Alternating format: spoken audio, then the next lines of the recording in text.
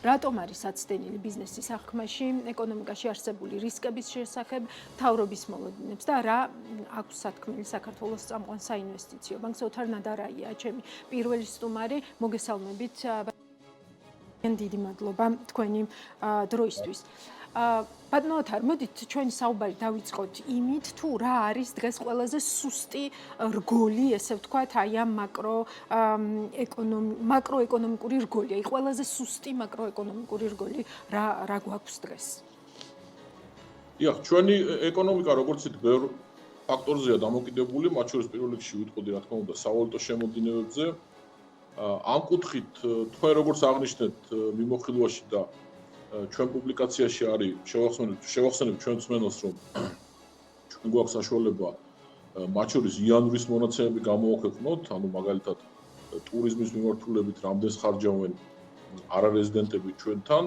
რა თქმა უნდა, ეს ვერ იქნება ზუსტი საზომი, ვთქვათ, იგივე ტურიზმის მაჩვენებლის, მაგრამ დინამიკაზე დაკვირვების საშუალებას ნამდვილად იძლევა, ანუ ტენდენციის კუთხით. ისევე როგორც ჩვენი, ასე ვთქვათ, ინდიკატორი, რაც არის აი ჯამური ხარჯები, მაგალითად ჩვენ ყველანი რამდენს ხარჯავთ და ეკონომიკური ზრდის მაჩვენებელი, ესეც თავისთავად ექსპორტის კომპონენტი სხვა არის, მაგრამ ესეც ხშირად ერთმანეთს ემთხოვა, როგორც პუბლიკაციაში ეს არის აღნიშნული და გრაფიკებიდანაც ჩანს. ახლა ამ გაგებით ობიექტური რეალობა რა არის, რა თქმა უნდა, მესმის რომ განსხვავებული მოსაზრებები არის, თქვენ როგორც აღნიშნეთ და ეხლა ეს ბუნებრივია შექმნილი ვითარებიდან გამომდინარე. ობიექტური რეალობა რა არის? ნამდვილად ქონდა ადგილი ეკონომიკური ზრდის შენელება დეკემბერში, ეს სასახად ასეა, მათ შორის ტურიზმის მიმართულებით. იანვარში ჩვენ ვხედავთ გარკვეულ აღდგენას დეკემბერთან შედარებით, ანუ ხალხს ვსვამ, ეს არის აღდგენა გარკვეული დეკემბერთან შედარებით და არა ვთქვათ ძალიან მაღალი ზრდის ტემპებზე დაბრუნება, როგორც იყო დამეთანხმებით 2022 წელს, 23 წელს, 22 წელს გასული წლების პერიოდში. ეს არის ეკონომიკურ ზრდაზე რაც შეიძლება ითქვას. ახლა ფაქტორებზე თქვენ ახსენეთ, ასე ვთქვათ, რგოლები და ზეგავლენის კუთხით მნიშვნელოვანი ფაქტორები, ანუ ტურიზმი ზრდის ტემპი შენელებულია, ფიქრობთ რომ მაინც დადებითი ზრდა აქვს, ანუ წინა წლის იგივე პერიოდს თუ ავიღებთ, შეიძლება დადების და ან დაახლოებით იმავე დონეზეა, თუმცა ჯამურად იგივე დეკემბრის და იანვრის მაჩვენებლებით ზრდის ტემპი შენელებულია, ნამდვილად ასეა, თუმცა მკვეთრი ვარდნა ჯერჯერობით არ იკვეთება. რეინვესტირების ნაწილზე მინდა თქვენის ნებართვით ყურადღება გავამახვილ, ბატონო ოთარი, იმიტომ რომ აი პირდაპირ უცხოური ინვესტიციების თვალსაზრისით და თქვენს პუბლიკაციაშიც ასახული არის ეს, ვთქვათ, რამხელა არის წილი რეინვესტირების, ხომ? აი ამ პოლიტიკური არასტაბილურობის დროს და ჩვენ არაერთხელ გვისაუბრია რომ შესაძლოა ეს პოლიტიკური არასტაბილურობა ამ კუთხით გაცილებით უფრო მნიშვნელოვანი ფაქტორი იყოს ინვესტორებისთვის, ვიდრე ჩვენ წარმოგვიდგენია, ხომ? აი აქ რა მოლოდინები გაქვთ, ესე ვთქვათ, პირდაპირ უცხოური ინვესტიციების ნაწილში? თუ შეიძლება ძალიან მოკლედ ვიტყვი ფაქტორებზე, ძალიან მოკლედ და ინვესტიციების კუთხით საინვესტიციო აქტივობაზე არ გვაქვს დადებითი მოლოდინები. ეხლა რაც შეეხება სხვა ფაქტორებს, თქვენ იცით რომ ძალიან მოკლედ ვიტყვი, მესმის რომ თქვენი შეკითხვა უფრო პრიორიტეტულია. ესე იგი, ძალიან მოკლედ ვიტყვი რომ გზავნილები, რომელიც გზავნილების კუთხით სავალუტო შემოდინება არის ან თანაბარზომიერი ტურიზმის, ან შეიძლება ითქვას უფრო მეტიც, ანუ ამ კუთხით ისე და ისე ობიექტურად ვამბობ, ამ კუთხით ბუნებრივია ეს მიმდინარე მოვლენები გზავნილებზე არ მოქმედებს, ხომ რეალურად, ანუ ამ ეს შემოდინების ეს წყარო როგორც იყო ტენდენცია, ისე გრძელდება. იგივე შეიძლება ითქვას ექსპორტის მიმართულებით და დიდწილად მიგრაციის მიმართულებით, ხო თქვა ჯერჯერობით მაინც მიგრაცია სხვა შორის მიგრაციის ეფექტი ძალიან იმეორებს აი ადგილობრივი, ასე ვთქვათ, ხარჯების სტრუქტურას. რაც შეეხება საინვესტიციო ნაწილს და მადლობა კიდევ ერთხელ თქვენ ძალიან საინტერესო შესავალი გქონდათ. როგორც აღნიშნეთ თქვენ, ერთი ძალიან მნიშვნელოვანია რომ კაპიტალის შემოდინება ბოლო წლებში და არ გულისხმობ 1-2 წელს, ხომ? ანუ ბოლო 1 დეკადა, 2 დეკადა რო ავიღოთ, ანუ საქართველოში იყო ძალიან დიდი, ანუ ახლა გააჩნია იყო სიუჟეტი უცხოელებს რა დავარქვათ, მაგრამ საქართველოში უცხოური აქტივები ძალიან ბევრია, ეს ნამდვილად ასეა, თუმცა ამ ტიპის შემოდინება იგივე უცხოურ ინვესტიციებზე ჰქონდა თქვენ საუბარი, ან მაგალითად კრედიტებზე რო ვთქვათ, ხომ? როგორც კერძო ასევე სხვა სახელმწიფო სექტორში, ანუ ბოლო დაახლოებით წელიწადნახევარი 2 წელი, ანუ ეკონომიკური ზრდის მთავარი ფაქტორია სარყოფილა რეალურად. უფრო მეტიც იმ სამწუხარო მოვლენების შემდეგ, რაც გაჩნდა, რაც დაიწყო სამწუხაროდ და გრძელდება უკრაინაში, თქვენ იცით რომ ჭარბი სავალუტო შემოდინებაც კი ქონდა ჩვენ რეალურად, ამიტომ გარკვეულ წილად საქართველოს რეზიდენტებმა, ეს ფიზიკური პირი იქნება თუ იურიდიული პირები, ჩვენ დავიწყეთ უფრო აქტიურად დაბანდება საზღვარგარეთ რეალურად. ამიტომ ამ კუთხით არის თუ არა მოწყობილობა, რა თქმა უნდა არის და ეს მნიშვნელოვანია, მაგრამ თქვენ როგორც აღნიშნეთ, ეს არის უფრო დაგროვილი, თქვათ, კაპიტალის შემთხვევაში, ვიდრე ისეთი შემთხვევა, როდესაც ჩვენ ვიტყოდით, რომ მაგალითად, პირობითად 2024 წლის ზრდა იყო არა განპირობებული, თქვათ, ტურიზმის ფაქტორით, არამედ იყო განპირობებული იმით, რომ ჩვენ ბევრი ვისესხეთ 2024 წელს. ეს მთლიანობაში ასე იგი გზავნილების ნაწილში მინდა რომ დამაზუსტებელი კითხვა დაგისვათ თუ შეიძლება. ეხლა მე მაყურებელს ვაჩვენებ თქვენს გრაფიკას ამ ტრანსფერებთან მიმართებით, სადაც ძალიან კარგად ჩანს, რომ ევროკავშირი და ბრიტანეთი შეადგენს მთლიანი გადმორიცხვების 47%, ხომ? გასაგებია, რომ თქვათ დღეს შეიძლება, როგორც ქალბატონმა ნათიამ თქვა, იზოლაცია თავისი გზით მინდისოდა ეკონომიკა, ესე ვთქვათ, ზრდას განაგრძობს, მაგრამ რამდენად მედეგი შეიძლება იყოს, თუნდაც ამ ნაწილში ეს ზრდა თუ გავითვალისწინებთ სანქციებს მათ შორის და ესე ვთქვათ, ეს სანქციები უკვე ბრიტანეთიდანაც მოდის და ნუ ევროკავშირიდანაც მოდის, ხომ? ანუ აი ამ გადმორიცხვებზე ამას საერთოდ არ ექნება გავლენა, ეს ფაქტორი არ უნდა გავითვალისწინოთ, თუნდაც ამ გადმორიცხვების ვთქვათ გართულება დადგეს დღის წესრიგში, იმიტომ რომ 47% ვთქვათ პატარა პროცენტი ნამდვილად არ არის თქვენს დამეთანხმებით, ხო? რა თქმა უნდა და რენვესტირებას არ გამოგჩენს, რა თქმა უნდა, მართალი ბრძანდებით ამერიკის წილიც დიდია, ხო, რეალურად და თქვენ იცით ძალიან მოკლე ტექნიკური 20% ამერიკის წილი, კი ბატონო. თქვენ იცით ტექნიკური დაზუსტება ჩვენ ტელემაყურებელს რო შევახსენოთ, რომ ბოლო პერიოდში ანუ გზავნილები ისაც ჩვენ მაგალითად 5 წლის წინ ვედახდით გზავნილებს და რაც ფლოდი გზავნილები შემოდის თქვა ჩვენი თანამშრომლები, რასაც გიგზავნიან, ეს სტატისტიკა ერთმანეთისგან განსხვავდება, ხო, მაგალითად იგი ანალიტიკური კუთხით უფრო საგანმანათლებლო ბალანსი უნდა ვნახოთ, ანუ აქ ორმა გაგრეცხვაზე ქონდა საუბარი მიგრაციის ეფექტზე და ასე შემდეგ. ანუ დღეს თქვენ მართალი ბრძანდებით ესე იგი ჩვენი თუ ავიღებთ ევროკავშირი, ძირითადი ამერიკა, ისრაელი, ბრიტანეთი, ანუ ფაქტობრივად ეს ქვეყნები არის დაახლოებით 84% ჯამურად, ანუ თუ გამოვიწყოთ იგივე რუსეთის ფაქტორს და ცენტრალური აზიიდან გარკვეულ ერთჯერად ფაქტორებს.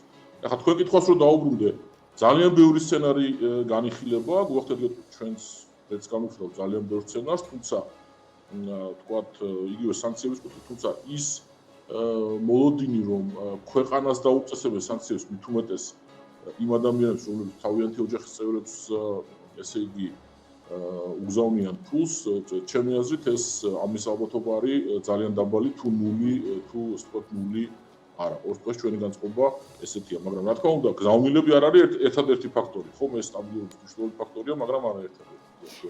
ინვესტირებაზე კი, აბსოლუტურად მესმის, რასაც ამბობთ.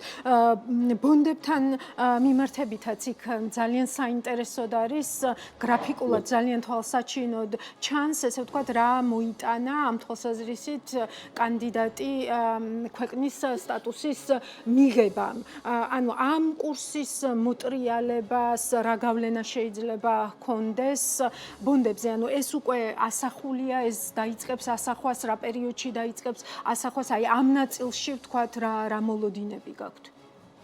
კი ბატონო, ეჯგვარაშია მე მგონი ამ საკითხზე ყველა ერთ აზრია, რომ კანდიდატის სტატუსის მონიჭების შემდეგ, ანუ ეკონომიკური კუთხით ოპტიმიზმი გაძლიერდა ჩვენთან, ხომ ასეა ეს როგორც საქართველოში, ასევე ინვესტორების კუთხით და ეს ასახად ჩანს ჩვენი სუვერენული ობლიგაციების ანუ მარტო ვთქვათ დოლარში რაც გვაქვს ვალი იმის პროცენტებში ხო რომელიც შემცირდა ახლა მას მერე ხედავთ რომ გრაფიკზე ძალიან მერყევია ეს პროცენტი თუნდაც იგივე სამწუხაროდ მოვახსენოთ უკრაინაში დაწყებული სამწუხარო ამბები რუსეთის შეჭრის შემდეგ მაშინ გაიზარდა შემდეგ შემცირდა ევროკავშირის კანდიდატის სტატუსის დროს მნიშვნელოვნად შემცირდა. მას მერე არის გაზრდილი, თუმცა როგორც ერთ-ერთ თქვენ სიუჟეტში იყო ჯერჯერობით და პრინციპში ფიჩს უნდა დავეთანხმოთ ამ საკითხში, ისევ და ისევ ობიექტურად ვამბობ, ჯერჯერობით ჩვენ რო ვთქვათ, რომ ისეთი პროცენტებია, რომელიც ნიშნავს, რომ ჩვენთვის ვთქვათ, კაპიტალის ბაზრები არ არის ხელმისაწვდომი, ჯერჯერობით ეს ტენდენცია ნამდვილად არ იკვეთება, რეალურად ეს ასე. რამდენჯერმე ახსენეთ, ესე ვთქვათ, რუსეთ-უკრაინის ომი. ამითი რას მეუბნებით, ბატონო თარი, რომ ვთქვათ, ეს გავლენა უფრო ძლიერია დღეს არსებულ, ვთქვათ, მაკროეკონომიკურ ვითარებაზე, ვიდრე ის, რაც ქვეყნის შიგნით ხდება, ანუ რასაც, ვთქვათ, ხილულად ინვესტორები აკვირდებიან, ვთქვათ, იგივე, ვთქვათ, აღარ ჩამოვთვლი, ხომ, რაც ხდება რუსთაველზე და არა მხოლოდ რუსთაველზე, არამედ მთელს ქვეყანაში, იმიტომ რომ თქვენ ფიჩი ახსენეთ და ფიჩი ცალსახად ამბობს, რომ ყველაზე ორი, ესე ვთქვათ, სამი მთავარი ფაქტორია, რამაც რეალურად რეიტინგის პერსპექტივის შემცირება, ანუ ნეგატიურამდე დაწევა, ეს ძალიან ბევრი წლის განმავლობაში საქართველოს პერსპექტივა ნეგატიურზე არ ქონია, ხომ და ეს მე მგონი რაღაც მნიშვნელოვანი სიგნალია ყოველ შემთხვევაში, ასე ვხედავ ამას. და ის ამბობს, რომ ვთქვათ, სამი ძირითადი ფაქტორია ამისი. პირველი ეს არის სწორედ პოლიტიკური არასტაბილურობა, შემდგომ ამას მოჰყვება, ესე ვთქვათ, სების პოლიტიკა რეზერვებთან დაკავშირებით და ზოგადად ნდობა სებთან მიმართებით და ესე ვთქვათ, კიდევ ესე ვთქვათ, სხვა ფაქტორებიც, რომლებიც ამაზე ახდენს გავლენას, ხო? მათ შორის, ხო, კიდევ სხვა ფაქტორებიც, რა თქმა უნდა, რაც ასევე გავლენას ახდენს. თუმცა ეს ორი ფაქტორი, ესე ვთქვათ, აბსოლუტურად გამოკვეთილია რეზერვები და პოლიტიკური არასტაბილურობა. რასაკვირველია გეთახმებით შეფასებაში, რომ დავაზუსტოთ, თქვენ რაც გითხეთ. ახლა რო შევადაროთ მიმდინარე სიტუაცია და ასე ვთქვათ, ეს ტრაგიკული მოვლენები უკრაინაში რაც გრძელდება, აქ კონკრეტულად საუბარი იყო, რასაც ვიხილავდით, ჩვენი სუვერენული ევროობლიგაციის პროცენტზე. ხო, ეს ამ კონტექსტში მიპასუხეთ და არა ზოგადად მაკროეკონომიკური მოლოდინების კონტექსტში. ამიტომ უფრო ზოგადადაც დაგისვამთ ამ კითხვას. ხო, ანუ აი აქ რა ხდება და აქ რას აქვს დღეს აქ და ახლა ყველაზე დიდი გავლენა. დიახ, რა თქმა უნდა, როგორც მოგახსენეთ, ანუ ზრდის ფაქტორები ჩვენ უნდა განვიხილოთ ეკონომიკაზე ვსაუბრობთ, შეიძლება უფრო მნიშვნელოვანი სხვა საკითხებია, რა თქმა უნდა, როგორც აღნიშნეთ, მაგრამ თუ ეკონომიკაზე ვსაუბრობთ, ეს ზრდის ფაქტორები უნდა განვიხილოთ. ჩვენ არ ველით, რომ გზავნილების კუთხით და ექსპორტის კუთხით რაც მნიშვნელოვანია, ესე იგი, აქ იქნება არსებითი ცვლილებები ზეგავლენის კუთხით, ყოველ შემთხვევაში ამ მოვლენებიდან გამომდინარე, ხომ, სექტორის უფრო გარე ფაქტორებია. საინვესტიციო აქტივობას არ ველით დიდს, პრინციპში უცხოურ ინვესტიციებს თუ ავიღებთ, შარშანაც არ იყო ეს, ვთქვათ, სუპერ აქტიური წელი. საკრედიტო აქტივობა ვფიქრობთ, რომ ისიც რომ ჩვენთან ეს ძალიან მნიშვნელოვანია. ვფიქრობთ, რომ უფრო დაბალი იქნება, თუმცა მაინც გაიზრდება სესხები არაერთი ვთქვათ მიმართულებით. ამიტომ ჯერჯერობით რაც ჩანს, ჩვენი მონაცემებიდან ჯერჯერობით რაც ჩანს, რა თქმა უნდა, ბანალური პასუხი იქნებოდა, რომ დამოკიდებულია მოვლენების განვითარებაზე, თუმცა რა ღირებულება აქვს ამ პასუხს აკითხვა, მაგრამ ჯერჯერობით რაც ჩანს, ჩვენ უფრო გვაქვს ეკონომიკური ზრდის შენელება, ვიდრე, ასე ვთქვათ, ეკონომიკური აქტივობის მკვეთრი ვარდნა. ეს ნამდვილად ასე ჩანს მიმდინარე პერიოდის ინფორმაციიდან გამომდინარე. ორი მოკლე კითხვა მაქვს და მოკლე პასუხს ველოდები. თქვენგან პირველი, აი ობიექტურად რომ შევაფასოთ, რამდენად, ესე ვთქვათ, პრობლემურია დღეს სების რეზერვების პოლიტიკა და ეს ამდენი კითხვა ამ რეზერვებთან მიმართებით შიგნით თუ გარეთ და ნახავდით ფიჩთან ინტერვიუსაც, მათაც აქვთ უამრავი კითხვა ამ პოლიტიკასთან მიმართებით, რით არის გამოწვეული? ეს გამოწვეულია ობიექტური რეალობებით, ანუ იმ ნიშნულით, რა ნიშნულზეც დღეს ვართ, თუ ეს გამოწვეულია უფრო ფართო პრობლემით, რომ ზოგადად სების ნდობა არის შერყეული, მათ შორის ამ ორგანიზაციებისთვისაც. დიახ, ესე იგი, რეზერვებს რაც შეეხება, პირველ რიგში თქვენ როგორც ბრძანეთ ნიშნულებით რომ განვიხილოთ, ანუ პირველ რიგში ჩვენ არავის არ ყოფილვართ ისეთი ქვეყანა, როგორც მაგალითად არის ყაზახეთი, რომელსაც ძალიან დიდი ოდენობით რეზერვები აქვს, ხო, რეალურად დაგროვილი.